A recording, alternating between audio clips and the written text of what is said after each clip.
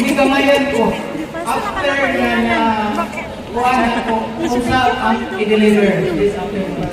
So, wala man tayo ang afternoon working for us sa learning na ato nga amo ma-deliver, amo.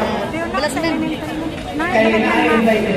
So, muna siya, kailangan kayo kung sa time, kay ganit thinking na walay gusto sa dapat nga topic from 1:30 to 3 kay punta ako sagat sa under 5 o'clock baka but then naano na program ng mga different topics with speakers so stick lang sa atong time.